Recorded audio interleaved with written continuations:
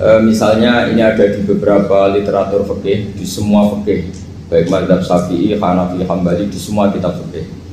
Misalnya ada orang mau masuk Islam, terus konsultasi sama ustadz atau sama kiai, Pak saya mau masuk Islam, kamu nggak boleh ngambil sikap monggo ngeteh dulu, itu tidak boleh.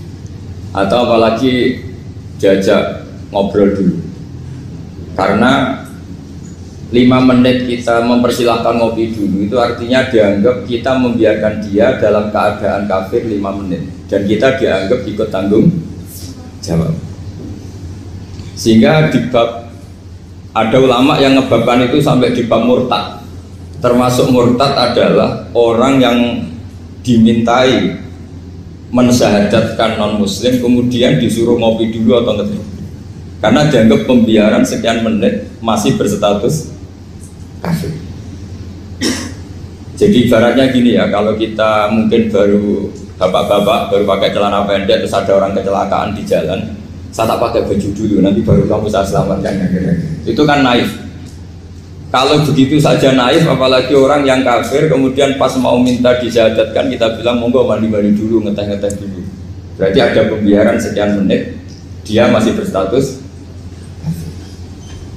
Artinya begini, kalau dia saat itu kok dimatikan oleh Israel berarti mati dalam status kafir dan kita ikut tanggung jawab, karena harusnya bisa Islam andai kan kita mensyahadatkan saat itu juga. Jadi itu bab-bab yang dianggap ekstrim dalam kutubil fikih, bab-bab fikih.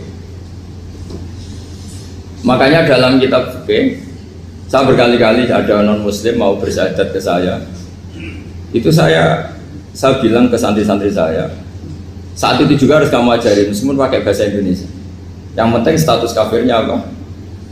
Iya. Baru setelah itu ada hukum sosial ya, mungkin kita nawarin teh atau kopi atau apa. Makanya di sini dibabkan bab seseorang harus tergesa-gesa atau bercepat-cepat atau ngambil sikap bergegas untuk melakukan kebaikan.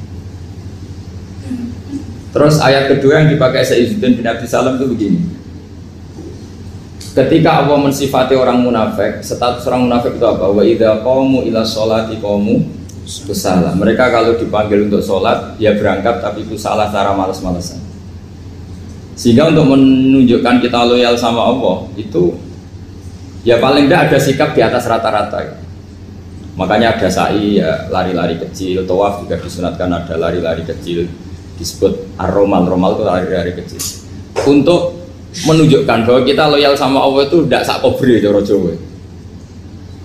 Nah itu dibabkan sendiri. Jadi beda antara tergesa-gesa sama ekspresi serius. Jadi musyawarah itu ya kira-kira kan nggak mungkin lah kita dipanggil rektor atau kiai atau orang tua kita terus jalan leha-leha, itu kan nggak mungkin. Nah contoh yang diambil di sini begini.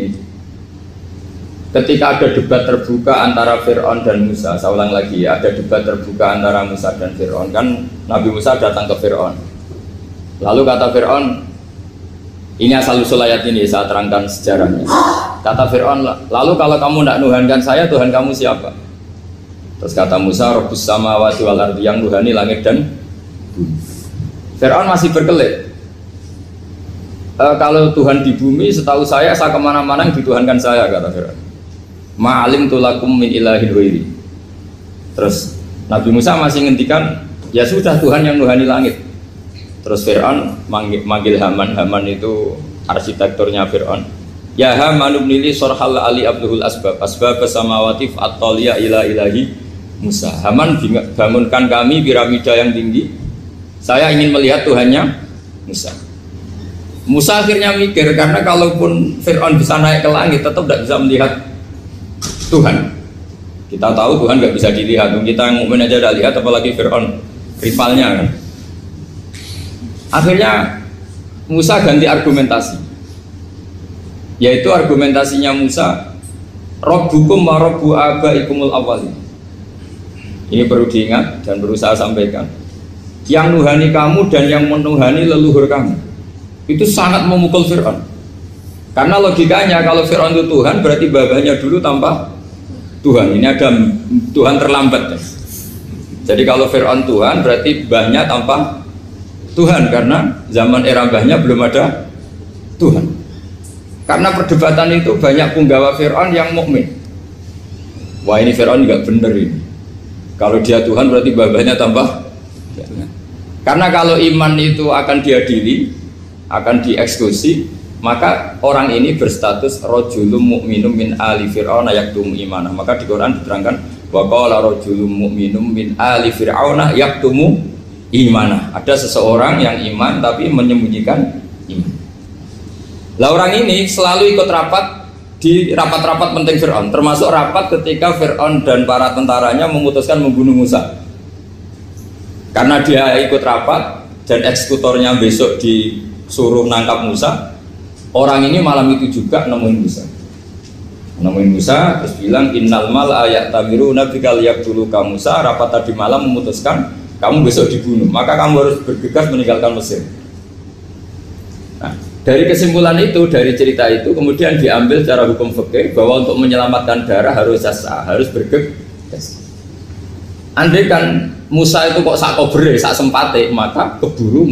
Andai kan ini rojul ini tadi, orang tadi penasihat tadi, kok sak kobre ya, maka berarti Musa terlanjur tertang. Jadi itu pentingnya ulama ya. Jadi cerita yang linier, cerita yang seakan-akan cerita di tangan ulama tetap menjadi al-ahkam al-fiqhiyah, menjadi ketentuan-ketentuan apa? Fikih. Jadi yang diambil di sini adalah lelaki tadi yang ikut rapat tadi bergegas menemui Musa, memberitahu kalau kamu besok mau dieksekusi, fakhrus, maka kamu harus secepatnya keluar dari Mesir untuk menyelamatkan diri. Terus oleh Saizuddin bin Abi Salam dibabkan bab harus tergesa-gesa menyelamatkan darahnya orang apa? Islam. Jadi ini penting saya sampaikan. Jadi al-qasas ya, semua cerita di Quran itu tidak sebagai cerita, karena Quran tidak ingin melahirkan pendongeng, tapi harus menjadi ibrah, menjadi teladan. Jadi makanya terus di kitab-kitab ulumul Quran diterangkan al-qasas ya, beberapa cerita di Quran adalah semuanya menjadi ketentuan fikih. Saya ulang lagi ya, semua cerita yang ada di Quran itu menjadi ketentuan fikih, meskipun alurnya apa? Cerita. Kayak tadi kan alurnya cerita bahwa lelaki ini bergegas nemui Musa supaya Musa cepat keluar dari Mesir. Terus dibabkan babul musaroah ila musifid. Saya teruskan. Wa kama la ra'ayna ma yaqtulu musliman law tabtu'u alaihi la qatalahu fal musaroah ila takhrisihi min wajibatun. Idlaisal unatu mahmudatan fi kulli syai'in falaha mawaqinu tuhmadu fiha wa mawaqinu tudammu fiha wa kadzalika al musara'a wal lain wal dhilta wa ghairuhuma. Terus cara berpikir ulama, saya pernah baca dalam satu sejarah ulama besar namanya Sufyan Ats-Tsauri. Sufyan Ats-Tsauri itu menjadi wali itu gara-gara kalau sholat di masjid itu beliau datang sebelum adzan.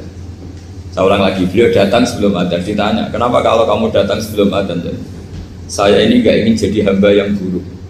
Hamba yang buruk atau pembantu yang buruk adalah setempe nunggu dipanggil. Misalnya kita tahu majikan kita pasti manggil jam 7. Kemudian jam 7 itu Anda masih ngopi, masih tata-tata, itu kan tidak menghormati majikan. Harusnya kamu setempe di jam yang saat itu pasti majikan Anda memanggil. Kata beliau, saya tidak ingin seperti pembantu yang buruk. Datang nunggu apa? Dipanggil. Jadi itu ada beberapa spirit ya, atau inspirasi dari aturan-aturan mahabbah. Sebab itu ketika Allah kritik orang munafik, wa idza qamu ila sholati qamu kusala, ketika dipanggil sholat mereka datang bermalas-malasan. Karena ada cintanya sama Allah, maka datang berlambat-lambat. Nah, berarti kalau ekspresi cinta mengharuskan kita datang bercepat. Makanya dalam istilah lain di Quran ini termasuk balaghatul Quran. Di juz 25 itu istilah menuju Allah itu fafirru ilallah. Kita tahu firar itu maknanya lari apa jalan biasa? Lari. Jadi untuk mengekspresikan mahabbah kita, kangen kita pada Allah, cara bahasa Arab isyak kita, berontok kita sama Allah, tidak diistilahkan jalan tapi fafirru ilallah, harus bergegas berjalan. Begitu seterusnya. Maka kalau ada orang Islam, terus ini konsekuensi hukum. Ada non muslim minta, Pak Bahak, saya tolong ajarkan syahadat. Nggak boleh saya bilang gini, monggo ke dalam dulu. Padahal perjalanan ke rumah saya misalnya setengah jam nggak boleh. Saat itu meskipun sambil berdiri-diri harus kita tauhidkan. Kamu yakin ya Allah itu satu Tuhan Allah? Harus. Karena kalau ada perjalanan ke rumah 5 menit terus dia kecelakaan belum syahadat statusnya mati apa? Kafir. Dan kita ikut terlibat karena sebetulnya bisa mengislamkan saat itu juga. Analoginya kayak tadi loh. Orang kecelakaan di jalan karena kita pakai celana pendek. Contoh Syria nih, saya tak pakai baju dulu. Habis itu dilides truk.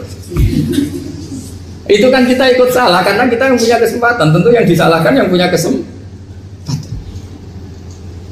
Karena merubah status dari potensi kelides truk menjadi sama sekali gak potensi kelides truk dengan kita inggirkan. Meskipun kita dalam keadaan tidak ideal. Sama. Orang kafir yang mau masuk Islam itu umumnya kiai-kiai kan kadang sebagian disuruh mandi dulu, itu salah sebenarnya. Itu salah sekali, sangat salah. Apalagi nunggu seremonial di masjid, nunggal toko-toko itu bujutnya salah. Itu gak cuma salah, bujutnya salah. Jadi salah yang akut. Itu salah besar. Kalau seremonial monggo, tapi kalau mengislamkannya harus saat itu. Apalagi seremonial seminggu lagi nunggu tokoh terkenal, nunggu di syuting dulu, wah itu perilaku so itu bukan mengislamkan itu. Makanya kita yang sebagai peneliti fikih itu kadang itu enggak serg gitu. Masa mau Islam nunggu di masjid dulu, di syuting dan tokoh-tokoh itu salah. Itu sama biar kamu lihat orang kecelakaan mau menyelamatkan, ini ada wartawan enggak ya? Minta di syuting dulu sedang mati ini kan. Jadi kita normal saja dalam Islam, sesuatu yang mendesak, yang emergensi ya perlakuannya harus cepat. Sehingga dibabkan faslun fil musaroah ila nusifid fitima. Jadi ada beberapa contoh di Quran memang aturannya seperti itu. Makanya semua redaksi Quran tentang menuju Allah diredakseno fafirru ilah.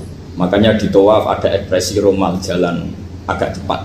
Di sa'i juga ada momen-momen kita harus romal, berjalan cepat. Di beberapa aturan juga seperti itu. Ya saya ulang lagi, di beberapa aturan Islam juga seperti itu. Nah sekarang efek di hukum haji. Saya banyak baca literatur haji. Haji dalam aturan Islam itu wujuban tarofian, wajib yang tidak langsung mendesak. Kemudian semenjak ada fakta kita harus nunggu, daftar tunggu.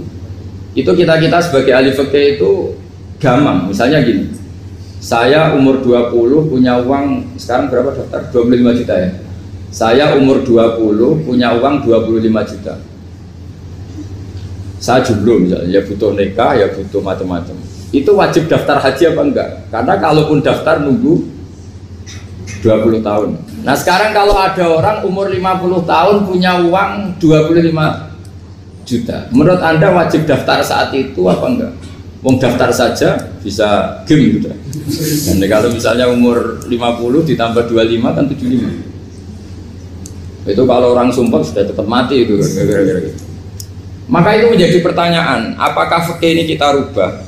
Karena dulu kan orang itu longgar semua. Karena haji zaman Nabi pun tidak langsung dilakukan saat pertama diwajibkannya haji. Jadi Nabi punya sisi unik. Pertama ada tahun diwajibkannya haji, Nabi tidak langsung haji. Sebab itu ulama berkesimpulan kalau wajibnya haji tidak langsung. Maka fikih itu memang unik. Sholat juga gitu. Ada istilah begini dalam sholat.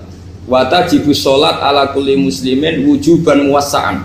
Di semua kitab fikih takbirnya seperti itu redaksinya. Wajib sholat dilakukan orang Islam wujuban muwassa'an, wajib yang ada longgarnya. Sehingga ketika zuhur jam 12 WIB kita dengar azan, boleh sholat setengah 1, jam 1, setengah 2, jam 2. Karena memang wujuban muwassa'an, memang ada batas akhir waktu misalnya sampai setengah 3. Nah problemnya begini, misalnya setengah 1 Anda pasti dipanggil majikan kamu yang diharuskan melakukan satu aktivitas, misalnya Anda pilot, yang nggak mungkin sholat lagi di kokpit. Apakah status wujuban muwassa'an, wajib yang longgar menjadi hilang karena setelah itu tidak ada kesempatan lagi sholat? Apa tetap kita sebagai ahli Islam yang agak balelo tapi alim, misalnya ya sudah tetap jadi pilot, nanti kan ada aturannya sendiri, ada rukhsahnya sendiri, ada kemurahan sendiri, kita sudah jadi pilot. Misalnya sholat tanpa harus menghadap kiblat, sholat yang tetap di perjalanan. Kira-kira Anda kalau jadi ahli fikih milih mana? Milih harus sholat di depan, apa tetap memberi kelonggaran? Gak apa-apa sholat sambil apa? nyuper ya sampai pilotin apa pesawat. Anda pilih mana?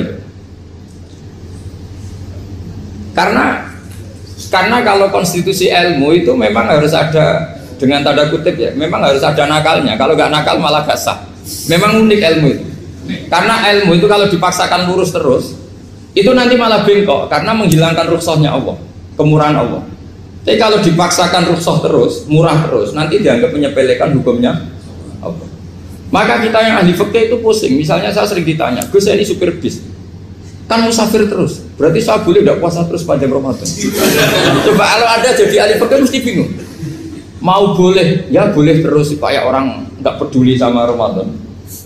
Mau mengatakan wajib puasa, kayak nggak peduli dengan kemurahan Allah yang membolehkan musafir tidak puasa. Coba loh, Anda jangan jadi ekstremis yang misalnya bantah tok, protes tok, ini kan. Jadi memang mengkaji ilmu itu, ya makanya dengan tanda kutip itu harus ada nakalnya. Tapi nakal yang baik bukan nakal. Nakal itu kalau bahasa Jawa itu kan tidak harus dosa. Seperti anak kecil, menek-menek itu, tuh bocah kok nakal. Padahal anak kecil menek itu haram dah. Enggak kan? Malah orang tuanya yang bentak itu yang haram. Yang nakal betul ya ibunya yang bentak cerewet itu, karena ibunya orang yang sudah mukallaf, sudah tua, salah langkah yaitu Kalau anaknya naik meja itu ya sebetulnya bahasanya tidak nakal, lucu. Oh jelas pinter conggo iso munggah meja, harusnya diapresiasi. Tapi rata-rata itu semua akal mencampur gelas. Coba. Malah boe malah mecano tabungan. Bapaknya marah tukang nguras tabungan. Sebetulnya senakal-nakalnya anak kecil itu nakal orang tuanya, itu pasti. Karena ini sudah kena khitab, sementara anak-anak belum kena. Saya pernah punya tamu, karena di tradisi Kiai itu sering punya tamu. Bapak ibunya itu kultus sama Kiai, bentak anaknya disuruh salim sama saya. Anak kecil kan nggak mau jalan-jalan terus, marah. Tak marah orang tuanya tak marahin. Yang dosa itu kamu bentak anaknya. Kalau anak kecil itu kena diskon rufi al-qalamu an salasin. Di antara aturan Islam apa? Tidak ada keharusan bagi 3 orang. 1 anak kecil sampai balik, 2 orang tidur sampai bangun, 3 orang gila. Artinya anak kamu itu tidak kena khitab untuk sopan sama saya. Kamu yang kena khitab baru sopan sama anak-anak. Nah ini ada Jawa itu kadang keliru. Jadi orang tua itu marah-marah memaksakan anaknya sopan. Padahal Allah memberi diskon anak kecil itu belum wajib sopan. Gak apa-apa ada tamu naik-naik asal masih anak kecil. Makanya Rasulullah ketika beliau sholat sujud itu Hasan Husain itu naik. Cara Jawa Nabi itu 3 tumpahan. Semua riwayat mengatakan Nabi itu diam saja, gak berani ngangkat. Sampai sahabat itu ada yang ngomong, ini Nabi sujud lama sekali ada apa? Jadi kita punya riwayat itu ya baru kayak sahabat yang agak nakal. Semuanya itu sujud, tapi bareng di atas rata-rata ada sahabat yang belakang ngomong, ada apa tuh ini sujudnya kok lama? Barokahnya itu ditemukan riwayat, oh ono putune. Karena Hasan itu naik di atas punggungnya apa? Nabi itu andikan tidak ada yang ngomong, riwayat ini tidak ditemukan. Barokahnya ada yang ngomong itu mungkin nih. Kalau sekarang mungkin semua masjid melongok karena orang sekarang jarang yang khusyuk. Kalau dulu hanya 1 yang di belakang. Setelah itu Nabi memberi penjelasan, saya tadi sebetulnya harus mengakhiri sujud saya sesuai aturan umum, tapi ada cucu saya tak biarkan sampai dia puas naik punggung saya, sehingga dia turun baru saya naik. Filosofinya apa? Begini, anak kecil 1 tidak kena khitab, 2 jangan sampai sholat itu jadi problem. Kalau Nabi nyentak Hasan, membentak, putu ono bae sholat kok diganggu, maka sholat menjadi trauma. Gara-gara sholat bahasa bentak saya. Lama-lama anak ini trauma dengan sholat karena dianggap problem. Makanya saya termasuk kiai nggak berpendapat anak kecil nggak boleh di masjid. Sering kan anak kecil di masjid, ayo khutbah rame. Saya termasuk setuju tetap boleh. Kalau dibentak di masjid maka dia trauma dengan masjid. Wong saya ke masjid dibentak. Lagi pula kadang-kadang orang tuh gaya-gayaan tok. Wah, rame orang khutbah rame nih. Padahal kalau nggak diramein anak-anak malah udah tidur. Kita kan tidak bisa menjamin kalau perilaku kita lebih baik gitu. Mendingan kan anak-anak main di masjid dibanding di karaoke kan. Jadi kan, lah ini maksudnya saya, ini fikih ya. Fikih itu wilayahnya, makanya jadi ahli fikih itu susah-susah gampang. Jangan hanya berpikir protes dengan ketentuan fikih, mengkaji yang sebanyak-banyaknya. Itu tadi. Misalnya Anda seorang supir permanen, supir bis terutama. Kalau truk kan bisa leha-leha, kalau bis kan apa ada deadline-nya ya waktu. Seperti bis jurusan Surabaya Semarang, saya kan sering naik bis jurusan Surabaya Semarang. Kadang-kadang supirnya melihat saya tanya, Gus saya ini supir, saya ini Ramadan itu gimana ya? Ya saya sudah ngerti setengah nakal, dan senengnya dijawab rasa poso ya saya. Tapi masalahnya secara fikih kalau kamu mengharapkan kamu harus puasa terus, kamu melanggar konstitusi ilmu. Memang musafir punya diskon, boleh tidak puasa. Pertanyaannya, bayarnya kapan? Wong Syawal ya nyupir lagi, Dzulqa'dah nyupir lagi, nanti sampai Ramadan ya. Nah terus, ya pas kamu cuti, biasanya cutinya pas sakit, boleh diskon lagi karena sakit. Coba. Nggak, andai kan Anda jadi ahli fikih milih zaman. Lo kalau orangnya soleh terus kayak ustadz di sini kayak dosen UI kan, masa dosen UI Universitas Islam nggak Islami kan nggak mungkin. Mungkin memilih poso kan.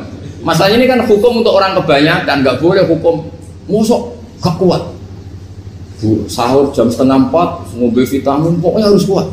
Itu udah hukum, itu saran. Hukum itu beda dengan saran.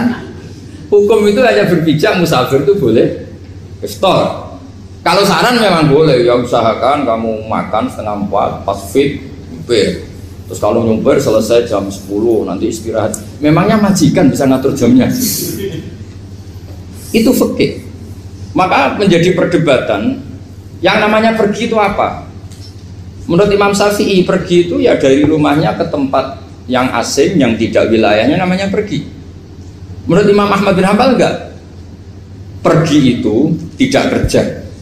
Jadi orang yang supir yang seperti itu namanya tidak pergi tapi kerja. Tanyakan ke publik, misalnya jenengan ke UI, istri kamu atau suami kamu ditanya, istri kamu kemana? Kira-kira jawabnya bilang pergi jalan-jalan apa bilang kerja? Kerja. Makanya kata Imam Ahmad bin Hanbal, mudi mustafar atau orang yang berprofesi, yang profesinya memang harus pergi kayak traveling atau supir, maka itu namanya tidak pergi, namanya itu kerja. Karena apa? Sekali distatuskan pergi, maka ikut status yang dikatakan Allah dan Rasul, dapat diskon, boleh tidak puasa. Maka terus kita debat tentang definisi. Nah definisi ini penting, karena yang menjadikan hukum rubah itu definisi. Misalnya gini, mbak ini ngaji saya, statusnya kalau pakai status saya ajnabi, orang lain bapak ajnabiyah, maka hukumnya saya melihat bapak ini haram karena statusnya ajnabi melihat ajnabiyah yang tidak mahram. Tapi kalau di fikih itu ada statusnya. Antara lelaki boleh muwajahah sama perempuan adalah 1 untuk belajar, 2 untuk muamalah, 3 untuk kesaksian, 4 untuk pengobatan. Itu kan ada pengecualian. Sehingga statusnya sekarang Mbak itu belajar, apa ingin melihat Gus Bah atau Gus Bah itu mengajar atau ingin melihat itu statusnya bisa rubah. Makanya kalau sebetulnya kalau kita marung di warung misalnya Padang, kita nggak pilah-pilah, kebetulan pelayannya perempuan itu masih bisa dikilah secara fikih. Saya muamalah marung, cuma kebetulan penjaganya. Tapi masalahnya Pak ini punya daftar penjaga yang cantik, yang masalah. Maka pertanyaannya itu marung ke situ demi marung apa demi melihat? Tidak jawab saja. Demi marung apa demi melihat? Kalau demi marung supaya kenyang, penjaga yang sangar-sangar juga banyak. Akhirnya kalau demi makan, penjaga yang cowok kan banyak. Kalau demi melihat, berarti yang dihitung kan niatnya. Berarti karena muamalah apa karena melihat? Melihat. Itu status. Jadi makanya kalau mudi musafar itu namanya orang pergi atau orang kerja? Orang kerja. Maka menurut pikirannya Imam Ahmad bin Hanbal seperti itu harus puasa karena dia adalah pekerja, bukan musafir. Lalu dalam masalah jumlah 3 hari misalnya, kalau dalam fikih kita, nggak saya kenapa ngomong fikih terus ya, karena banyak yang melupakan fikih. Jenengan pergi haji, zaman Nabi haji itu jamak dan qashar terus. Padahal hajinya Nabi itu, haji itu minimal kan berapa hari minimal itu? 9, 10, 11, 12. Sebenarnya haji itu minimal hanya 4 hari. Karena 13 Dzulhijjah bisa nafar apa? Awal. Kalau nafar awal berarti nggak ada kewajiban nafar sani. Berarti yang wajib betul kan 9, tanggal 9 wukuf di Arafah, terus 10 biasanya ifadah sama balang jumroh apa? Akobah, terus 11, 12 itu kan sudah boleh cabut karena apa? Nafar apa? Awal. Berarti nggak usah nafar apa? sani, berarti hanya berapa? 4. Tapi Nabi haji di Mekah Madinah itu sampai 40 hari karena perjalanan. Pertanyaannya, ketika Nabi menjamak dan mengqasar itu cara Imam Syafi'i lis safar. Karena Nabi orang Madinah datang ke Mekah dengan jarak 460 kilo, maka Nabi boleh jamak dan qasar. Jadi pikiran Imam Syafi'i, jamaknya Nabi itu lis safar karena pergi. Cara pikiran Imam Malik enggak, jawabnya Nabi itu lin nusuk. Nabi menjamak sholat itu karena melakukan ibadah haji. Efeknya adalah orang Mekah kalau haji itu cara Imam Malik meskipun jaraknya dekat boleh apa? Boleh apa? Qasar, boleh jamak qasar. Lalu terus ada pertanyaan fikih lagi. Lalu jamak qasar itu karena pergi apa karena masyaqqah? Karena repot. Coba kalau sampean kira-kira jawab. Misalnya kita orang kaya bawa uang 1 miliar naiknya Alphard, ada supirnya, ada ajudannya, pergi di jarak 100 kilo. Masyaqqahnya kan tidak ada sama sekali, apalagi di tol kebetulan nggak macet. Kira-kira boleh jamak nggak? Boleh Gus karena pergi, tapi kan nggak ada repotnya sama sekali. Dibanding misalnya yang ngebis bawa beras 1 pintal gitu kan, udah gitu suruhan orang lagi kan pusing. Maka fikih ini untuk memberi hukum itu kalau fikih itu menstatuskan dulu. Ini orang boleh jamak itu karena masyaqqah apa karena safar. Lalu kalau setelah karena safar itu karena jaraknya apa tingkat masyaqqahnya. Kalau karena jaraknya ya tidak juga. Tidak juga gini maksudnya. Mungkin Anda tidak pernah terpikir begini. Kalau saya mau ke Jakarta, kemudian sampai Purworejo itu sudah waktu zuhur. Saya boleh nggak zuhur di situ sama saya? Boleh kan? Padahal perjalanan saya belum capek. Artinya nunggu boleh jamak itu setelah kita menempuh jarak itu apa menuju, sedang menuju dan niat. Sedang menuju dan niat. Misalnya saya mau ke Jakarta, saya orang Sleman mau ke Jakarta, itu sampai mana itu Magelang itu sudah boleh jamak kan? Boleh nggak? Boleh karena saya mau ke. Nah pertanyaan secara fikih mungkin Anda tidak terlintas. Ternyata ditelepon sama istrinya nggak jadi pergi. Padahal sholatnya kadung di jamak duhur dan asar. Apakah setelah di rumah sholat lagi? Tapi nggak pernah mikir gitu.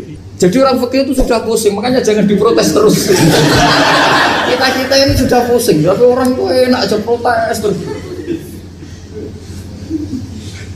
Nggak perlu jelengan, nanti wajib sholat lagi enggak? Dia bolehnya jamak kan berdasar berstatus musafir. Ternyata setelah Magelang ditelepon istrinya nggak jadi. Dia kadung sholat duhur dan asar. Setelah pulang masih jam 1.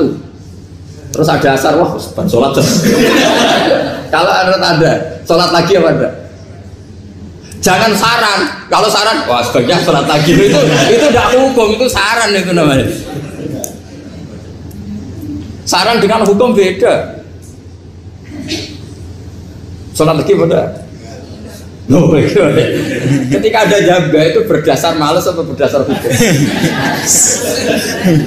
Apa?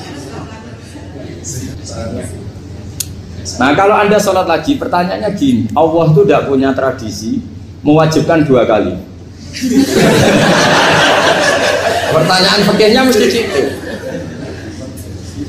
Dan saat Anda di Magelang menjamak itu melakukan sesuatu yang disahkan oleh agama. Berarti pas Anda jamak duhur asar, sesuatu pas melakukan itu kan berstatus sah dan boleh.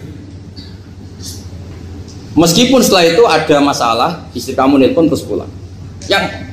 Tapi pas itu kan sudah dinyatakan oleh malaikat sah, Anda sudah duhur dan asar. Kalau melihat itu tidak wajib mengulang. Tapi bisa saja malaikat ada yang usil. Itu sah karena Anda berstatus musafir. Berhubung status Anda hilang, maka poin Anda sudah sholat juga hilang.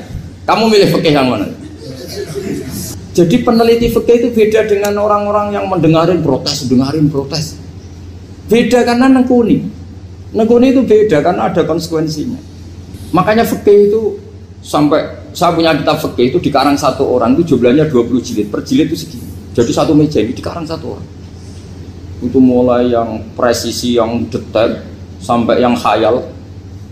Yang khayal juga ada. Yang khayal itu tadi, beliau banyak menghayalkan gini, suatu saat Anda datang ke Mekah itu hanya butuh waktu 20 menit. Zaman itu belum ada pesawat. Lalu boleh gak jamak? Boleh gak nakal? Nakal itu begini, sama orang kaya punya jet pribadi, misalnya Anda Ronaldo masuk Islam, orang kaya. Itu bisa gak puasa? Karena begini, misalnya dia orang, contohnya orang Arab ya. Orang Arab, jangan orang. Gak, contohnya itu dibalik saja. Di sini itu kalau imsak jam berapa? Imsak Ramadan jam berapa? 3:30 aja biar aman ya. Kalau 3:30 kan masih imsak. Dia terbang ke Mekah. Jadi orang sini puasa jam 5 kan mulai puasa. Dia terbang ke Mekah kan masih malam. Makan terus dia. Mekah mau ada matahari terbang lagi ke barat. Karena dia menghindari berstatus puasa. Atau sebaliknya, dia orang Mekah jam 12 puasa, 12 siang puasa. Dia, wah kalau 6 jam lagi buka, bisa barabe saya. Terbang ke Indonesia. Ke Indonesia terbang baru 1 jam, di sini sudah buka. Itu khayal, jadi itu ada khayalnya. Itu lama dulu, sebelum ada pesawat sudah mengkhayal gitu. Bolehkah orang yang di Masyrik ke Maghrib demi itu? Kalau Anda jadi Raja Salman, jam 1 kok sudah nggak kuat apa? Puasa, itu diberi saran terbang ke Indonesia. Itu kalau pakai jet kan nggak sampai 9 jam, 1 jam ke Jakarta. Sudah ada wow akbar. Bukan, boleh enggak? Lo mau kamu enggak bilang, oh enggak boleh. Wong di Jakarta sudah huruf samsi. Masa sudah matahari terbenam orangnya enggak boleh? Bukan. Lah ya. Apa? Kalau resikonya gini, sampean mungkin nggak mikir, resikonya gini, kalau dia berstatus musafir, bolehnya buka karena musafir, pertanyaannya dia wajib bayar.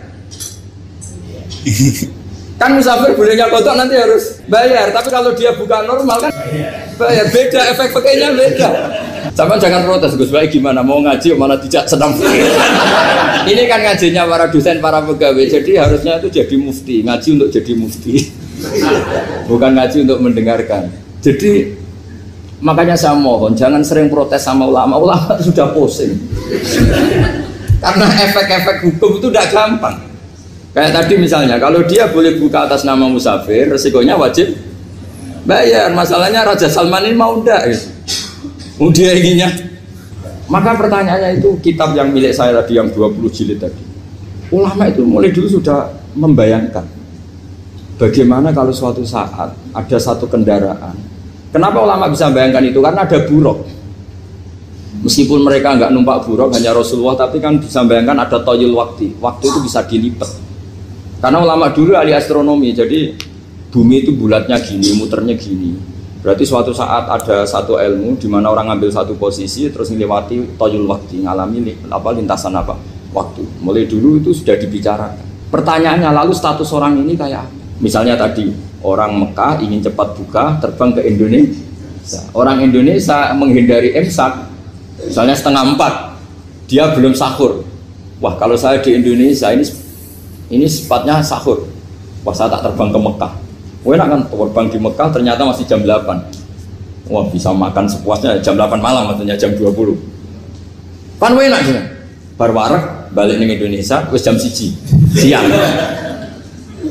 Jam 1 siang kalau ingin cepat buka terbang ke timur. Langsung buka. Berarti dia kira-kira puasa aja 3 jam. Tapi terus ya mungkin kalau sampean, lah apa Gus urip repot-repot ngono tinggal turu delok sinetron kok buka dhewe. Itu tidak hukum, saran itu namanya apa? Kalau hukum tetap tadi yang dikatakan puasa adalah imsak, mulai jam imsak sampai hurubus. Lalu pertanyaannya lagi, hurubus samsi sampai imsak itu konversi jam apa nyata-nyata hurubus samsi? Kalau yang diliwati khatul istiwa itu nyata, fi'lan, kalau dalam bahasa Arab fi'lan awaqiyah. Tapi kalau Anda orang kutub, saya sering kirim-kiriman surat sama mufti-mufti yang ada di Timur Tengah, di Eropa, konsultasi maksudnya. Orang kutub itu kan tidak ada matahari, tidak ada apa-apa. Jika kalau Anda baca kitab di kutub, mesti Gus Bak ajaran pembohong. Misalnya orang kutub ngaji saya, kamu harus subuh sebelum matahari terbit. Sekali matahari terbit, waktunya hilang. Duhur setelah matahari agak ke barat. Asar kalau matahari terbenam, hilang waktunya.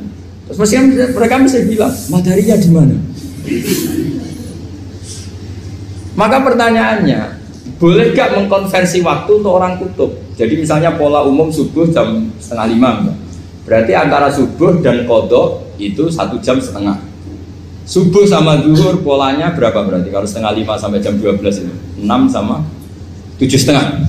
Berarti ya kira-kira habis subuh nunggu 7 jam setengah baru zuhur, nunggu 3 jam baru asar, nunggu 3 jam baru maghrib. Berarti waktu puasa kira-kira antara jam 4 sampai jam 6, berarti berapa jam itu? 12 sama 2, 14 jam. Oke, berarti orang kutub harus puasa 14 jam, tidak bergantung waktu mata. Tapi ada lagi pertanyaan lucunya gini, lalu 14 jam Gus itu dimulai dari mana? Apa asal 14 jam? Apa harus ada konsensus setarnya? Masih ada PR lagi. Menurut kamu gimana?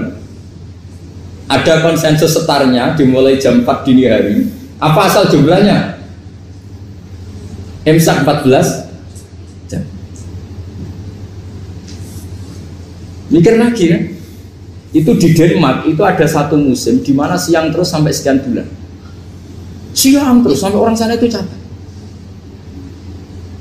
Kenapa ada siang terus? Logikanya kan tadi bumi itu saya juga belajar falak astronomi. Kalau tepaan kamu di sisi yang barat agak utara atau agak selatan, matahari ini nyentrong terus. Sehingga bumi mulak-malik ya kamu kesentrong terus karena kita ini kan tepaan di khatulistiwa, di khatulistiwa. Sebenarnya khatulistiwa itu bahasa Arab dari kata khatul istiwa. Khatun itu garis, istiwa itu tengah. Islam itu oleh Allah memang dipilih di tempat paling top yaitu Mekah. Mekah Ka'bah itu surratul ardi. Jadi sebelum ditemukan ilmu astronomi itu Nabi sudah ngendikan Al-Ka'bah surratul ardi, Ka'bah itu pusarnya bumi. Sehingga di Ka'bah itu satu-satunya area yang terbebas dari medan magnetis. Karena dari utara dan selatan benar-benar di tengah. Maka potensi jam paling akurat di dunia itu ya hanya jam yang di Mekah itu. Karena apapun akuratnya teknologi di Amerika atau Jerman, karena jam itu dari logam tetap ketarik medan magnetis, entah berapa 00, tetap kena. Misalnya jam di Jerman lebih dekat mana kalau Jerman? Mesti ketarik medan magnetis, entah berapa kadarnya, karena materi jam dari logam. Sementara di Mekah karena di tengah itu terbebas dari medan magnetis. Nah, sehingga yang segaris dengan Mekah kayak Indonesia itu semuanya khatul istiwa. Nah kalau khatul istiwa normal itu artinya ya 12 siang secara umum ya 12. Sehingga ulama Indonesia kalau ngaji itu lebih gampang, lebih tidak dianggap bohong. Karena ya ada terbitnya matahari, ada zawalus syamsi, ada hurubus syamsi. Coba kalau kitab itu Anda baca di kutub utara sama kutub selatan, murid kamu bingung semua. Ini gimana Ustadz, tidak ada matahari kok semuanya diukur pakai matahari. Lalu pertanyaannya dikonversi kan? Pertanyaannya kalau dikonversi pakai apa tuh? Asal 14 jam, apa harus sepakat dimulai jam berapa? Milih mana? Milih sepakat. Pertanyaannya kalau sepakat, ukurannya siapa yang jadi ahlul halli wal aqdi?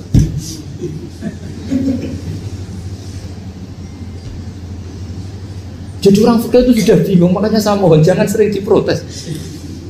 Saya pernah ketemu ulama, saya kan sering ikut komunitas di New York, itu andekan dibur, itu pas persis Ka'bah. Jadi buminya itu kalau dibur itu pas persis Ka'bah. Lalu pertanyaannya, ada kiblat tidak di sana? Ya bumi kan gini ya. Kalau dalam bahasa falak itu ada rubuk namanya. Rubuk itu bumi yang sewaktu itu hanya yang 1/4. Ya bumi yang sewaktu itu hanya 1/4. Jadi kita sekarang siang, berarti yang baru siang hanya 1/4 bumi. Nanti yang malam ya hanya 1/4 bumi. Ya, misalnya sekarang kita di sini siang, di Arab Saudi kan belum, ini masih 5:30. Ini sekarang di Arab Saudi baru setengah. Lah itu ada daerah di mana dengan Ka'bah itu pas atas sama bawah. Harusnya kan bebas arah. Apa? Bebas arah. Lalu orang sana sholatnya itu menghadap kemana? Pernah ulama New York itu minta fatwa ke Rabitatul Alam Al-Islami. Lalu kita harus menghadap kemana? Makanya dalam dunia anekdot ulama itu ada anekdot Abu Nawas itu orang yang nggak pernah kalah debat. Dia itu terkenal nggak pernah kalah debat. Tapi dia ada ilmuwan. Dia punya tetangga ilmuwan, punya pengaruh besar. Semua orang ngaji ke ilmuwan itu. Mantelnya bukan main, karena dia ahli falak, ahli astronomi. Mau nandingi dia tidak bisa, gak nandingi itu reputasinya jatuh.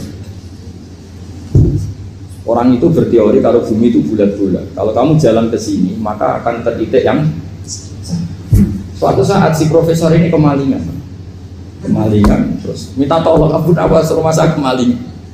Terus lari kemana malingnya? Ke timur. Setelah ke timur, larinya ke timur. Abu Nawas lari ke barat. Terus ditanya, sudah tak bilangin malingnya lari ke timur, kok kamu lari ke barat? Nanti ketemu di titik yang sama. Semenjak itu profesornya makel. Oh kamu nyindir loh. Artinya Abu Nawas gak terima. Teori anda itu gak bisa. Secara keilmuan benar, tapi secara faktual gak boleh. Berarti kalau ada orang ngejar istrinya lari ke timur, dia harus tetap ke barat. Nanti ketemu di titik yang sama. Jadi malingnya tuh lari ke timur, Abu Nawas ngejar ke barat. Ketika ditanya profesornya, sudah bilangin malingnya tuh lari ke timur, kenapa ada ke barat? Kataan kan nanti ketemu di titik yang sama karena bumi bulat-bulat. Nah pertanyaannya gini, lalu kalau yang segaris itu ada arah enggak? Kayak New York tadi. Menurut kamu tetap berkiblat apa enggak usah? Loh kalau yang rubuk jelas. Loh gitu, kalau rubuk begini loh, misalnya begini, terus kamu di sini sama sini kan masih ada arah, tapi kalau sini sama sini masih bisa kiblat. Sama enggak usah protes, orang fikih sudah pusing, enggak usah diprotes. Karena yang dipikir itu macam-macam. Nah ya makanya ini mengkaji ya, saya mohon ya kayak tadi ini mengkaji, saya mohon saya cukupkan sekian. Sementing apa ya, kita ada respeknya lah sama ulama. Jadi ulama itu susah, mikirnya susah, harus tanggung jawab di depan Allah, di dunia diprotes terus. Ini mungkin yang bawa kitab ikutnya halaman 293 itu yang mungkin nanti bisa dikopi sama yang nggak punya tag. Yang nggak punya tag mengkopi sama yang punya. Di sini diantaranya itu ada bab faslun fi dzikri rajul manaqiba nafsi. Bab seseorang boleh menyebut kelebihannya sendiri, asal niatnya tidak riya. Di sini dicontohkan tadi bapak siapa namanya? Samsul. Pak Samsul ya. Di sini diceritakan ketika mau masa paceklik, saya ulang lagi masa paceklik, itu Nabi Yusuf karena merasa amanah dan merasa punya kemampuan mengelola ketahanan pangan, beliau bilang ke rajanya, qala ij'alni ala khazainil ardi inni hafizun alim. Raja, jadikan kami pengatur ketahanan pangan karena ini hafizun alimnya dan saya terpercaya. Hanya Nabi Yusuf seorang nabi tentu panutan, beliau menonjolkan kemampuannya itu boleh asal untuk kemaslahatan. Misalnya ada orang Islam sakit atau kiai sakit, dengan dokter bilang saja saya dokter biar saya yang nangani. Itu boleh karena motivasi Anda adalah menyelamatkan Pak Kiai tadi atau orang yang sakit, bukan motivasi Anda adalah hadun nafsi, misalnya kalau dalam bahasa keinginan apa? Pribadi. Jadi itu boleh. Jadi ini di beberapa contohkan, ya ayyuhanna su'allimna mantiqat thairi wa utina min kulli syai'. Nabi Sulaiman itu bilang gini, wahai para manusia, saya ini bisa bahasa burung apa saja dan saya bisa melakukan apa saja, wa utina min kulli syai'. Nabi Sulaiman ngendikan begitu karena ingin menunjukkan betapa sayangnya Allah ke saya, sampai saking sayangnya Allah saya bisa menguasai bahasa burung, bahasa binatang. Jadi motivasi seorang nabi itu ingin menunjukkan betapa kudrohnya Allah tidak terbatas. Nah buktinya apa ya? Buktinya Sulaiman, sama tak cerita, Nabi Sulaiman itu kalau ke masjid itu mesti jagungan sama orang miskin. Terus beliau bilang gini, miskin yujalisu miskin, ayo podo kerene jagungan. Karena beliau dengan kenabiannya meskipun kaya raya itu tidak merasa punya sama sekali karena semuanya milik Allah Subhanahu wa Ta'ala. Dan beliau buktikan beliau kaya raya itu untuk bangun Baitul Maqdis yang semegah itu semuanya pakai asetnya Nabi Sulaiman. Ketika bisa memperkerjakan jin dan setan juga untuk bangun Baitul Maqdis, bukan untuk bangun dirinya, rumah dirinya. Ya ini dicontohkan satu Nabi Sulaiman, dua Nabi Yusuf. Terus ketiga contoh yang diambil Setiap nabi ketika pidato kepada umatnya mesti ditutup dengan wa analakum nasihun amin. Saya ini adalah penasehat yang terpercaya. Jadi ajaran saya bukan ingin menyengsarakan kamu, tapi wa analakum nasihun amin. Saya adalah penasehat yang baik. Artinya akan menonjolkan dirinya. Jadi boleh asal itu untuk kemaslahat. Jadi misalnya UI punya penemuan apa yang keren, yang maslahat orang Islam, diumumkan bahwa ini penemuan UI. Tapi tujuan Anda supaya mengangkat harkat martabat UI. Bukan setelah itu terus kirim surat ke rektor, saya harus tambahan gaji karena saya penemunya. Wah itu sudah gak bisa jadi wali kalau gitu sudah. Tapi nanti rektornya yang ya gak tahu diri gitu. Masa penemu sama gak penemu disamakan ini. Misalnya seperti itu. Jadi di sini ada sekian contoh, mungkin bisa diakses di halaman 293 di bab faslun fi dzikri rajuli manaqiba nafsi. Terus kalau contoh hadis, Nabi sering ngendikan begini, ana sayyidu waladi Adam wa ana awwalu syafi'in, dan saya adalah Nabi pertama yang punya hak syafaat. Tapi Nabi ngendikan seperti itu supaya orang punya harapan ketika di mahsyar. Sudah kalau di mahsyar nyari saya karena saya diberi hak syafaat. Jadi asal niatnya untuk maslahat gak apa-apa. Makanya saya sering di mana-mana sering cerita, saya ini menekuni fikih supaya orang kalau belajar fikih jelas ke saya Pak. Kalau saya tidak ngomong, orang keliru guru. Tapi ya harus ada buktinya. Nanti ngomong ahli dok, ada ahlinya ya kacau. Ya jadi boleh ya. Di sini dibabkan faslun fi dzikri rajul manaqiba nafsi. Bab seseorang boleh menunjukkan kemampuannya asal tadi untuk lil maslahah. Sudah Pak Samsul ya? Tadi yang pertanyaan dari siapa itu? Pak Sus Budiar. Pak Sus itu gimana ini kasusnya itu orangnya sudah Islam toh? Sudah apa masalah. Terus Anda ke Thailand itu nggak niat menghindar toh, memang saatnya harus ke Thailand. Hanya menyesal. Oh hanya menyesal, bagus lah punya penyesalan. Nggak begini ya, kalau orang itu sudah Islam itu kan nggak se-emergensi yang belum Islam, itu hanya ideal. Artinya idealnya seseorang kalau mau meninggal, akhir dari kalimatnya adalah la ilaha illallah. Tapi itu pun ulama dinegur. Ini saya beri cerita sedikit. Kitab Fathul Mu'in itu termasuk kitab yang nggak setuju kalau kalimatnya sepersis la ilaha illallah. Kenapa Pak Sus? Logikanya gini. Ini semua ulama gitu ya.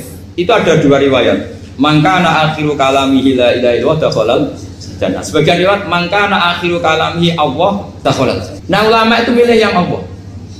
Kenapa milih yang Allah? Karena la ilaha illallah itu resikonya tinggi. Pas la ilaha ateis, tidak ada Tuhan, mati.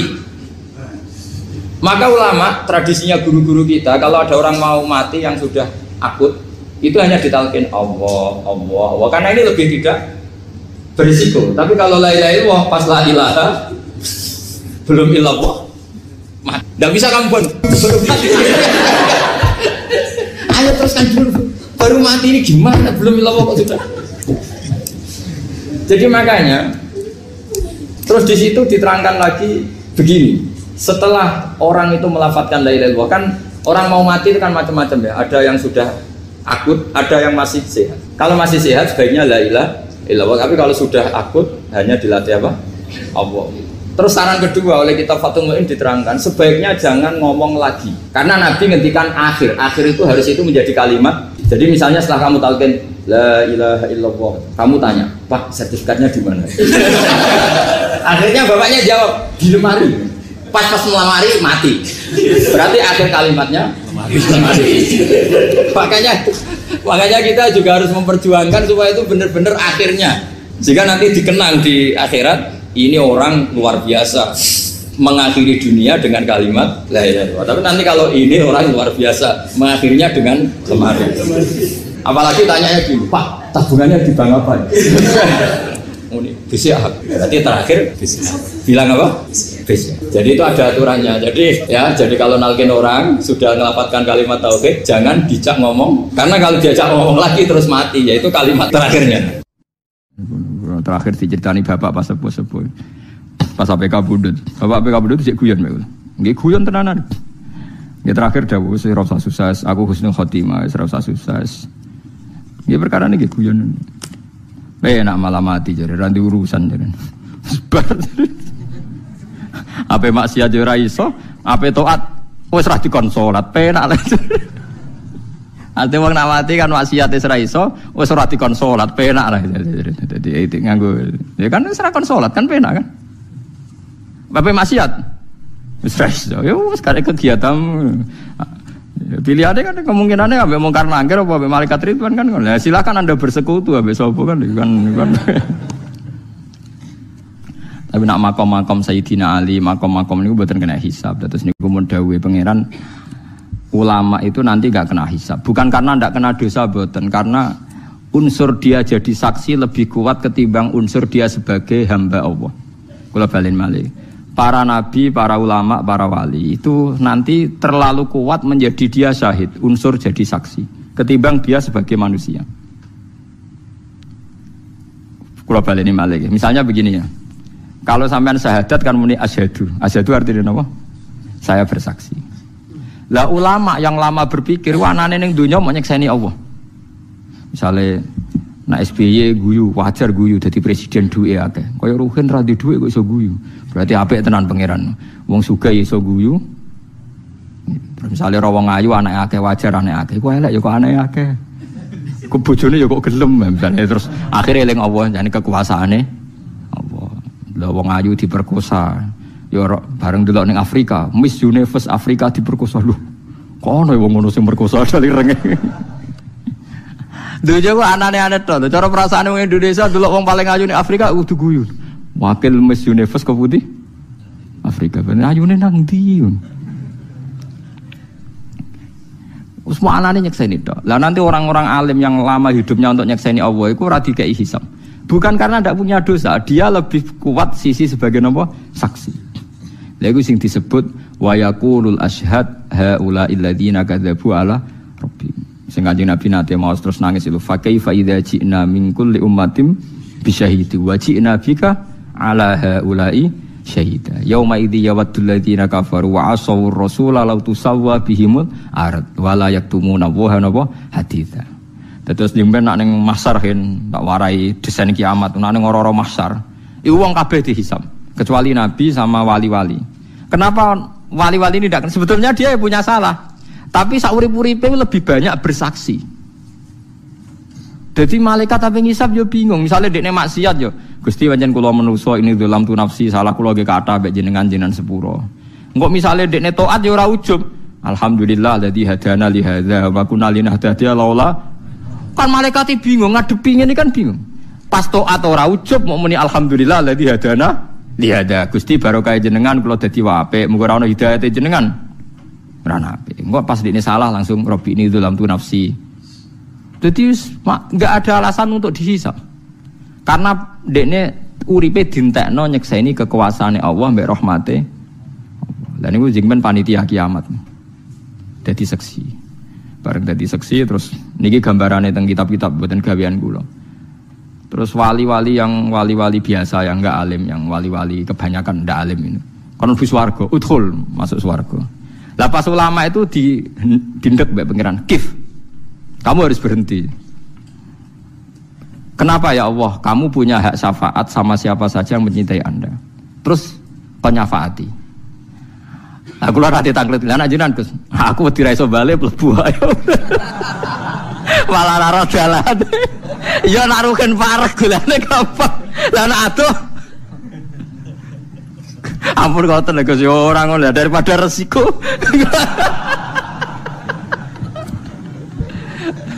Daripada resiko ora iso napa?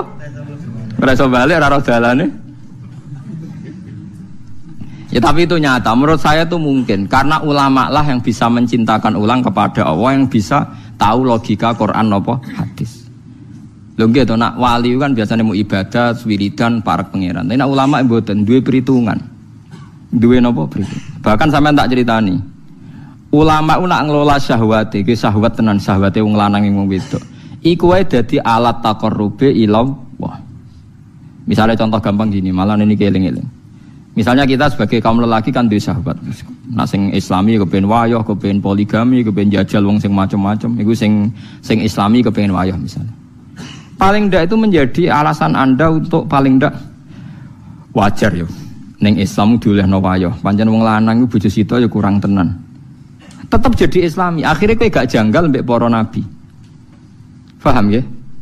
Tapi nak kowe ora ana imane, ora ana islami. Terus nyifati Nabi Muhammad jari hipersek kayak kasus yang barat-barat iki. Mulane Nabi paling ra seneng mbek wong Khawarij. Wong Khawarij iku khusyuk nganti janggal anane Kanjeng Nabi. Mulane saking buak syahwat, buak donya malah akhire korbane janggal mbek Kanjeng Nabi. Paham sing maksud? Mulane elek-elek wong napa Khawarij. Wong ngaku iman kok janggal mbek napa? Nabi. Misale ngeten iki tak rungono tenan terutama sing khusyuk-khusyuk. Nek kepen gak dadi wong Khawarij. Zaman Nabi Sugeng wis dawuh elek-eleke wong Khawarij. Nggih elek-eleke wong napa Khawarij. Padahal mereka yaqra'un al-Qur'an. Rata-rata orang Khawarij itu ahli Qur'an. Tapi la yujawizu hanajirohum. Qur'an iku ora mlebu ning dadane. Wong teng tenggorokan wae ora liwat, meneh dodo. Yamruquna minad-din murukas sahmi minar romiyah. Mereka keluar dari Islam kayak keluare anak panah sangka napa busur. Kenapa mereka baca Qur'an kok tidak iman? Padahal mereka baca hadis. Karena mengukur kebenaran itu dengan akal. Mengukur kebenaran itu dengan apa? Akal. Lha iku repot. Misalnya yang kasus nyata sing mboten kira-kira sing kula nate roh dhewe teng hadis sahih. Nabi ketika perang Hunain, nggih perang napa Hunain, itu untuk ghanimah banyak. Ghanimah banyak itu yang baru Islam 1 bulan, setengah bulan, bahkan ada yang Islam 2 hari, bahkan ada yang Islam belum sholat. Mergo Islam saat itu juga. Dikei wedhus ana sing 100, ana sing 200. Orang-orang Ansor yang rumah Nabi zaman diusir dari Mekah, paham ya? Itu gak dikei apa-apa be Nabi. Orang Ansor karena imannya kuat tidak protes, biasa. Tapi ada orang faja'a rajulun huwairul ainen, mripate cekung, mendelik, rambutnya keriting kan sepurane. Ning sifat itu memang ono sifat, ono keriting. Aku yo ora roh. Kenapa anggere wong nakal ning hadis iku jajal ki sifatnya napa? Keriting. Terus iki wong nakal gitu, saya itu tidak tahu sirinya apa, tidak tahu. Khairul ainen. Terus bilang begini, I'dil ya Muhammad. Mat kowe nak dadi wong sing adil. Nabi masih sempat guyon ya, masih ndak nanggapi. Wa may ya'dilu idzalam akun adil. Nak aku ora adil sak donya sing adil sapa? Orang itu masih ngomong. Inna hadza atiyatun lam yuqsad bihi wajhu. Iki ku peparing sing ora niat golek ridane Allah. Kowe ora adil. Iya nyebut kata Allah, nyebut kata ikhlas. Sekali ada sahabat, kalau di hadis itu Khalid bin Walid, dia tersinggung bilang, "Da'ni adrib unuqah." Mbok, kula beri izin untuk menggal orang ini. Kata Nabi, "Jangan." Setelah itu orang itu balik kanan gitu, mire bareng mire kata Nabi, "Yakhruju min di'i hadza qaumun yaqra'una al-Qur'an la yujawizu hanajiruhum yamruquna minad-din murukas sahmi minar ramiyah." Iki sok ben akeh wong sing iso ngaji turunane wong saleh-saleh tapi ora islami blas. Mergo saking saleh malah janggal ambek agamane Allah Subhanahu wa taala. Mulane rata-rata kiai ngalim-ngalim ora pati seneng khusyuk nemen-nemen bahaya. Khawarij jadi napa? Khawarij. Mergo logika nubuah ngeten. Saiki tak bedhek ini jawab tenan. Iki masalah urusan sekali sampean Khawarij itu neraka tenan. Misale Ruhin nderekno ngaji kula mulai kula kontrakan. Mulai kula kontrakan cek wong 20 iki ya iki cah kriting pun nderek. Paham gitu misale. Terus ngaji wis nganti saiki cek ngaji. Menawa nganti mati. Nah terus Mustafa misalnya ngaji lagi 2 dino, 3 dino. Oh, Nabi itu kadang pakai logika nubuah. Nak sing imane wis suwi berarti loyale krana iman, ra perlu diservis duniawi. Tapi nak sing imane anyaran perlu diservis duniawi. Sehingga Nabi ngendikan iki tak kei ata'allafuhum alal Islam. Ben dekne melihat Nabi Islam itu baik mergo lumo. Tapi nak imane wong Ansor sing wis kawak-kawak iku imane wis mantep. Dadi ora perlu diservis. Itu logika napa?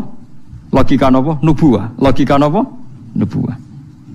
Tapi logikane tiyang wau sing ghairul ainen wau sing tiyang Khawarij gak ngono. Angger sing suwi kudu entuk akeh. Lha iki gobloke Khawarij, goblok-blok ora ro agama blas. Dekne mikir adil pokoke ngene, nek sing perange tenanan Islami suwi kudu entuk akeh, sing Islami anyaran kudu entuk sithik. Lah lucune keadilan ini sing dadi pikirane LSM saiki wong sak donya cara berpikir ngono saiki.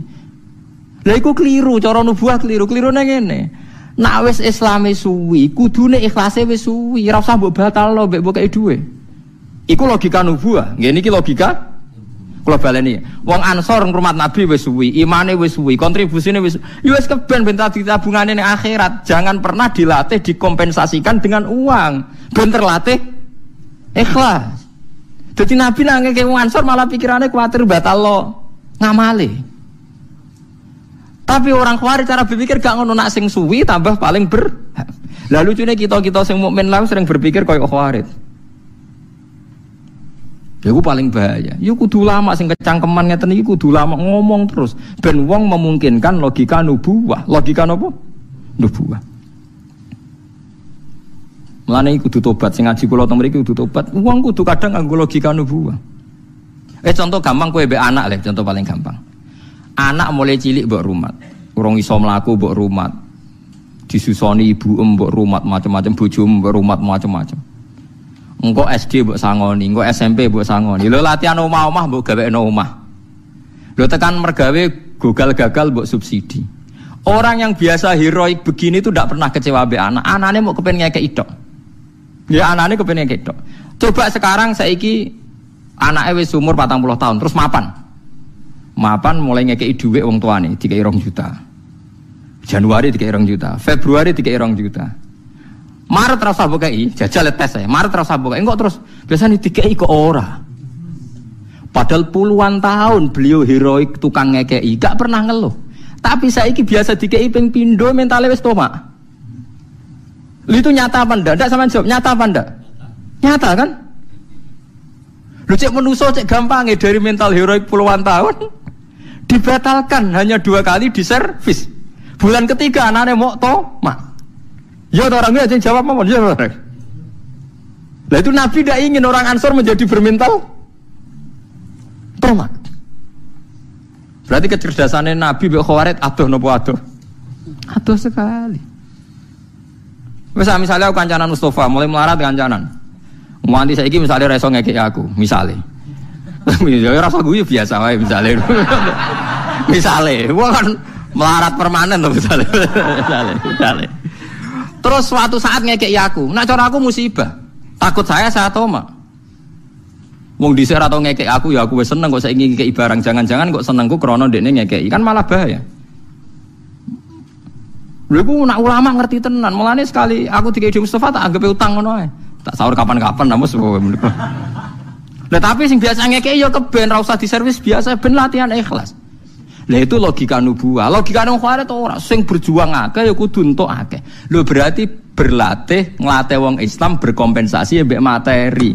Wong jare jihad temle ilahi kalimatillah saiki latihan mbok kompensasi. Waktu gale wong tuwa biasa ngrumat anak, pertama ikhlas piye meneh anak, piye meneh anak. Bareng wis tuwa kulino di servis, ambek wong tuwa kok ngono padahal geknane tak kei terus kok saiki lali. Lho zaman rung dikei malah orang ngono cara berpikir. Cek gampang ya manusa rubah justru setelah diberi. Lah iku manusa. Wa kanal insanu zaluman jahula. Cek goblok. Lah mesti nek esuk nikmat ku tambah apik iki ora tambah elek. Kowe tahu belajar ilmu ngono.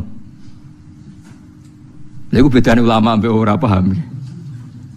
Mulane penting ngaji be ulama penting karena apa Nabi gedhe wong Khawarij. Wong Khawarij iku sing ngukur keadilan mbek kecerdasane manusa ora ana bau nubuwah. Peristiwa itu berlalu. Ketika era Abu Bakar tenan. Ahlu Badrin iku Kanjeng Nabi nak muji Ahlu Badrin sundul langit. Sampai Ahlu Badrin didhawuhi Allah ikmalu masyitum faqad ghafartu lakum. Wis kelakuan piye wae mesti disepuro pangeran. Mergo saking pentingnya peristiwa napa Badar. Iku ambek Abu Bakar iku Ahlu Badrin misalnya dadi satpam, mbok dadi bupati, mbok gubernur, iku gajine padha mbek wong Islam anyaran-anyaran iku. Diprotes mbek Umar, ya Abu Bakar ini ndak adil. Wong sing prestasine koyo ngono dilem Nabi kok gajine padha mbek wong Islam rong dina. Jare Abu Bakar jawabena, ya Umar fadluhum indallah.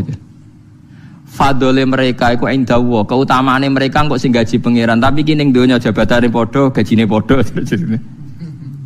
Paham ya? Jabatannya podo, gajinya podo. Mulane kula suwun sing ngrasa alim niku nggih nganggep iki ning donya. Mulane kula niku alhamdulillah boten nate bakas jenengan hormat kula napa boten, nyervis kula napa boten nate terlintas teng ati kula. Nek pancen aku ngalim tenan, lanang tenan ya fadli indallah. Engko gajaranku ning pangeran. Paham nggih? Fa ajruhu 'ala Allah. In ajriya illa 'ala Allah. Nek teng Yasin apa illa 'alal ladzi fatarani. Ya sudah, dunia aku selit. Apa wis selilit mawon.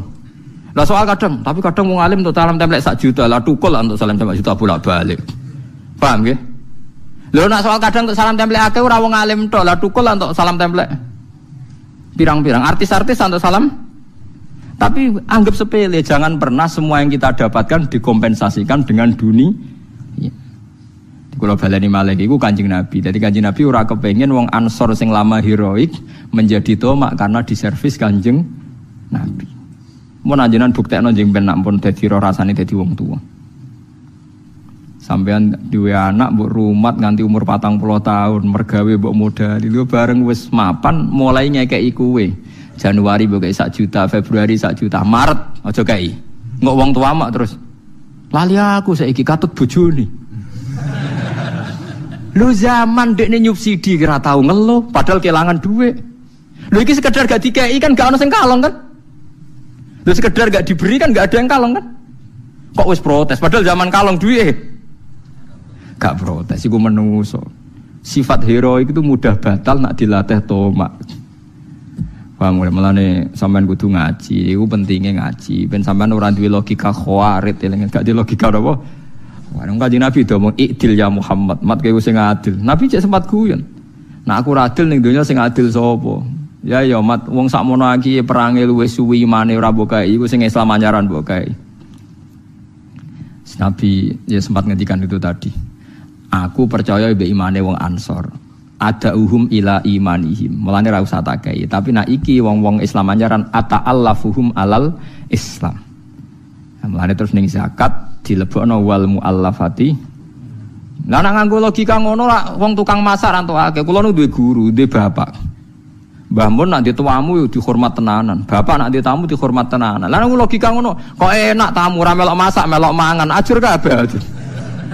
Lho nggih to kalau pakai logika khawarit kan? Paham ya? Lho iya to, saiki sing paling kangelan masak cah dalem apa tamu wis jawab ae. Cah dalem, sing kangelan nganti bludhu sapa?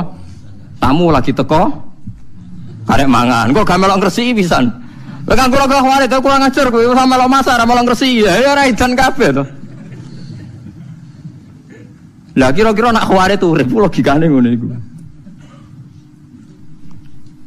Paham ya? Lah sesuk bojo mbok kumpuli ra gelem, ora malah dayu malah ngrusak. Repot malah aku. Ora melok gawe luluran, ora melok apa, melok napa? Ngrusak, malah repot. Paham ya, eling-eling ya. Jadi pentingnya ngaji ngoten. Jadi lama kenapa wali-wali songo itu kayak begitu? Iku logika nubuwah. Nah saiki wong-wong Islam piyambak katut LSM, nganggo logika khawarij. Logika khawarij ngoten niku, misale wong wis tau presiden niku sawangane kudu presiden. Nah cara kula malah tak walik, justru saya anake presiden niku ora usah ambisi dadi presiden, wis tau nek mati. Lah sekarang misalnya ya, orang yang sempat jabat presiden sama-sama pahlawan. Kan wis enak, sararane presiden tetep enak lah, jabat nang istana difasilitasi negara. Tapi yang lawan Belanda, Jepang yang terus mati ora sempat jadi presiden. Iku ora tau untung. Kudune anake luwih berhak. Nah, tapi kan nek muni berhak yo keliru. Wong sing ngene iku ora bapakmu tok. Pirang. Tapi luwih keliru sing wis anake presiden terus ngrasa berhak dadi presiden mergo bapake. Kudune kan bapake wis entuk, anake ra usah kan kudune ngono. Lah logika itu sama-sama mungkin. Sing presiden anake presiden ae mergo sing wis bapake presiden dadi pengalaman. Tapi logika juga bisa dibalik. Yang ndak anaknya presiden gentenan. Paham ya? Kalau pakai logika kan bisa diwalik-walik kan? Tapi kalau pakai nubuah ndak begitu. Sing paling maslahat kanggo langsungi agamane Allah endi? Lah iku nubuah. Jadi pikiran tadi ditinggalkan semua di sing paling maslahat li ilahi kalimatillah. Ya ternyata tadi Nabi di perhitungan wong Ansaru biasa heroik, biasa pahlawan. Ora usah dibatalno dadi mental tomak. Mulane wong Ansor gak dikei. Paham ya wong Ansor mboten napa? dikai. Lha iku paling angel ning gone hukum Islam. Karena kita ngelola santrilah sing ijek koyo khawarit ya pirang-pirang. Tapi orang anti khawarit sing kafir guys. Ya khawarit sing ngoten niku wae sing ya sing sedengan lah, sing sedengan sing. Angel tapi angel. Wa yujiru kulman utai sapa biadi kang iku ana ing tangane man malakutu kulisen utawi kerajaane saben-saben siji meku kusen wa ta uta ta'lul balagati korona balago. Wa teman yujiru iku nyelametna sapa man wala yujaru lan ora perlu diselametna sapa ali ngatasé man. Manane yahmi tegese ingkang jaga sapa wa lan ora perlu den jaga sapa ali ngatasé Allah. Ing kuntum lamun ana sira kabeh tak lamun ngerti sira kabeh. Saya kulo napa saya kulo nalillah. Saya kuluna bakal ngucap sapa kabeh Allahu ta iku Allah. Nak lillahi uta iku kabeh lillah. Wa fi qiraatin lillah bilamil jarin. Maksudnya sing ngangge qiraah sab'ah niku namung sing kedua terakhir nggih. Saya kuluna lillah, kalau saya kuluna lillah. Mboten sing awal napa? Qul limanil ardu wa man fiha in kuntum ta'lamun. Saya kuluna napa? Lillah. Nah niku semua sab'ah baca lillah, tapi yang kedua terakhir nggih. Yang kedua napa? Terakhir. Fil maudhi'aini niku wonten sing saya kuluna wa hu ana sing ya saya kuluna napa? Lillah. Jadi sab'ahnya hanya yang di dua terakhir. Nadzoron krono ningali ilan makna maring sak temene makna iku man wong lahu kang tetep kediman mau te perkara dikira kang disebut apa mak. Kul ngucap sira Muhammad fa'ana tusharun. Fa'ana moko hale kaya apa tusharuna den sihir sira kabeh. Tuhdauna tegese den bodoni sira kabeh wa tusrafuna lan den inggono sira kabeh anil haqqi sanging hak. Rupane ibadatillah nyembah Allah te wa halusinallah. Kaifa hale kaya apa to khayalutin khayalna lakum gati sira kabeh apa annahu sak temene ibadah utawa nyembah ning Allah iku batilun ku dadi barang batil. Bal atainahum balena kana ingsun ing wong akeh bil haqqi lan barang hak bisidki tegese barang hak. Wa inahum lan sak temene wong akeh ulaka dipuna dine negara kabeh fi nafsihi ing dalam nafekno ning Allah taala fi nafsihi ing dalam nafekno ning Allah taala. Di kula suwun nggih jenengan ngaji kula niati ngangge logika nubuwah. Mriki kula mboten sombong niki kita hadis bin nikmah. Kula maos hadis niku kathah sanget. Kula nu maca hadis kathah ora kok gagah-gagahan ben diarani alim mboten. Kula ndek kepentingan ben lebih sering ngerti logika nubuwah nggih, ben lebih sering ngerti logika napa? Nubuwah. Karena otak kita ini tercampuri mbek yang sering kita lihat. Tapi nek sering maca hadis terus ribuan kan sesuai ngerti, terpola dengan logika napa? Logika napa? Nubuwah. Misalnya ngeten contoh gampang ya, ini yang tidak kita duga. Kanjeng Nabi itu ya manusia ya, butuh makan.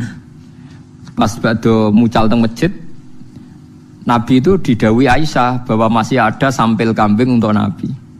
Walhasil pas Nabi ngaji itu ada orang miskin minta terus sama Aisyah dikasihkan. Ya spontan, wis biasa lomo. Ketika Nabi kondur tanya, "Ya Aisyah, saya katanya mau kamu kasih makan." Terus jawab Aisyah, "Wah itu ya Rasulullah sudah habis tadi tak kasihkan orang miskin." Mestinya dugaan awal kita kan cara kita khawarit. Bojo mbek wong liya mbok dhisikno wong liya ngono. Cara kita napa? Bojo mbek wong liya mbok dhisikno wong liya. Abot bojo apa abot wong liya? Khawarit iki napa? Tapi Nabi oleh ngendikan malah lucu, oleh ngendikan nubuwah tenan. Ya Aisyah kamu salah. Sing mbok kayakno sing ijek abadi, mergo dicatet ning langit. Iku sing ijazah. Mulane terus Nabi ngendikan masyhur itu, wa halaka mimmalika illa ma akalta fa afnaita wa labista fa ablaita wa tasaddaqta fa abqaita. Lan jare kanjeng oh rasa iku sing ijek sing mbok sedekahno sing ijek mergo dicatet ning langit. Akhire ulama terlatih. Mulane ulama ku nak sekali sedekah niate ku nabung malah mergo sing ijek ya iku. Sing ning omahmu iku malah ra mesti ilawah. Tapi nak sing wis mbok kayakno wong mbok sedekahno iku sing ijek. Mergo dicatet Allah. Wa ma tuqaddimu li anfusikum min khairin wa tajiduhu indahu. Lha iku nubuwah. Cara nganggo khawarit, wong liya mek bojo kok didhisikno wong liya kowe bojo apa? Itu logika nubuwah. Misale ke dadi kiai ana santri nakal, ana kanca ngecewakno. Nek logika nubuwah sembek pangeran dilatih sabar. Tapi nek nganggo logika setan, gak ngregani kiai. Iku santri model apa? Ya santri model ngetes. Wong kok tak ora tau di logika nubuwah. Mulai logika itu logika nubuwah, dilatih. Ya dilatih, memang harus dilatih. Wong tiang Ansor nganti isin sampai Kanjeng Nabi. Mergo gara-gara ngeten. Ya Kanjeng Nabi ya ono senine, ya ono lucune. Cara kula njen setuju mimpin ya kudu ono lucune. Dadi bareng Nabi setelah memberi penjelasan itu, beduwi-beduwi sing lagi Islam kan mbek Nabi dikei unta terus mulai, untane dituntun mulai. Dikei wedhus yo terus tuntun mulai. Barang wis bar wedhuse kabeh sudah mulai kabeh wong Ansor jek mek Nabi. Terus Nabi gawe dawuh, kula jek apal tak hadise. Ini riwayat yang di Musnad Ahmad. Amatardona ya ma'syarul ansor. Ayarji annasu bisyati wal ba'ir wa tarjiuna antum bi Rasulillah. Delok le. Wong-wong padahal aku jek ono. Lah aku lho Rasulullah Muhammad jek ono. Tak kei wedhus do mulai, tak kei unta mulai. Delok le. Angger entuk unta entuk wedhus nabine ditinggal. Lah aku esuk ben mulai mbek aku. Mulai mbek aku mbek wedhus. Wah asor wong yo milih mbek jenengan ya wis akhire Nabi mulai bareng wong napa? Ansor. Dadi akhire wong beduwi untuk wedhus, untuk unta, wong Ansor untuk Kanjeng Nabi. Iku sedekah Rasulullah ketika hajjah wada, Nabi sempat pidato al mahya mahyakum wal mamat mamatukum. Aku urip sing uripi kowe ya wong Ansor, aku sok ben mati ya bareng kowe. Lalah Kanjeng Nabi disarekno teng Madinah musyarrafah. Ora disarekno ning Mekah. Mergo wong Mekah ku bedua. Untuk wedhus ya mulai, untuk unta mulai. Nabi di baroe ngaji-ngaji sik ta apa iku ora langsung mulai berarti wedhus. Oh Ansor ora. Lah iku terus masyhur pidato Nabi, amatardona ya ma'syarul ansor ayyarji annasu bisyati wal ba'ir wa tarjiuna antum bi Rasulillah. Akhirnya Nabi wangsul teng Madinah bareng sahabat Ansor. Saiki dadi barokah wong Madinah sugih mergo ana sareane Nabi. Cara ana sareane Nabi Madinah iku tutup. Mergo ora ana ibadah haji sing terkait tanah Madinah. Semua ibadah haji rak seputar napa? Berarti wedhus mbek Kanjeng Nabi barokah awet ndi? Nah, iku logika nubuwah. Padahal orang Ansor sempat terprovokasi logika Khawarij, tapi mereka cepat sadar. Ya mereka cepat napa? Sadar. Dadi kula suwun jenengan dengan saya dengan jenengan kudu di logika napa? Nubuwah. Misale disalami templek santri sanggep bae santri latihan sedekah muga-muga barokah. Nah ana sing ra salam templek sanggep bae kiyaine latihan sabar ya barokah. Padha barokah. Nak cara kula nggo ngiringakno hisab padha enake. Artinya nak untuk salam templek kang ngiringakno hisab ra diamuk bojo anak mergo kiyaine iso urip, paham ya? Dadi iku yo ngiringakno napa hisab. Lah ya misale kiai ra untuk salam templek blas terus anak bojone kelaparan kan ditakoki pangeran. Paham? Gara-gara kiai iki kalau anak bojo kelaparan kan yo repot. Tapi nak kabeh wong salam templek engko yo dihisab pangeran mbok gopo wae ngene. Artinya sing alami tadi sedengan pas pokoknya sedengan mun bener kabeh. Soale anggere nganggo logika nubuwah kabeh napa bener. Iku logika nubuwah. Paham kowe di bojo ya ngoten. Kowe nak bojo damai iku ngamalem ngenteni mbok sedekah. Mbok nafakoi lagi untuk ganjaran gitu. Tapi nak bojo ngamuk, sabar tok ora modal untuk ganjaran. Ayo abot di. Cara aku abot sedekah. Aku sering ra duwe dhuwit, dadi nak kon ngamal ngenteni ngetokno dhuwit abot. Tapi nak bojo ngamuk, kowe sabar, gak modal untuk napa? Ganjaran. Lho kadane kok ora siap. Mboten napa-napa dilatih. Lho memang di antara ibadah kan wal kadhiminal ghaidha kan ngendhalekno napa? Alladzina yunfiquna fis-sarra wad-dharra. Iku jelas abot kan sedekah, ora di dhuwit. Tapi nak wal kadhiminal ghaidha kan gak modal. Ngempet emosi wal afina anin nas gak gampang tersinggung. Tapi wong saiki nganggo logika Khawarij. Oh, jamu wong wedok gak diomongi, mari nelucak gak ngregani wong lanang. Wong wedok gak ngregani wong lanang. Tapi apa ana regane iku masalah rega-reganan. Paham gitu terus kula suwun logika Khawarij itu dihilangkan jauh-jauh. Dilatih ngangge logika napa? Logika napa? Nubuwah. Mulane kula sering maca hadis asline mboten kok kepen darani alim mboten. Kula ndek kepentingan gak ada niat supaya terbiasa atau familiar dengan logika napa? Nubuwah. Misalnya Sayyidah Fatimah niku rak miskin. Saking miskine niku tangane ngapal. Niku bareng sering ngapal Sidina Ali ku sakake, ya Fatimah saiki bapakem iku untuk budak akeh, mbok kowe njaluk. Engko ben kowe tanganem gak ngapal. Sayyidah Fatimah sine ora seneng, ora kepengin mergo dekne zuhud banget. Akhire sowan Kanjeng Nabi. Matur ya Rasulullah niki tangan kula ngapal ngeten-ngeten jenengan sukani budak di pembantu kersane tangan kula boten ngapal. Jawabe Nabi, "Ki tak kei sing luwih apik timbang budak."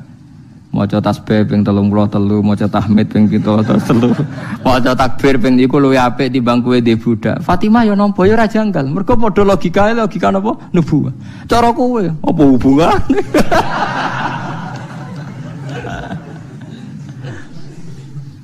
Urip Wah apa? Jadi wong tapi harus dilatih, cocok ra cocok dilatih. Ya cocok ra cocok napa? Cocok ra cocok napa? Dilatih. Sesuai kulino. Kados kula niku sesuai kulino. Iku logika napa? Logika napa?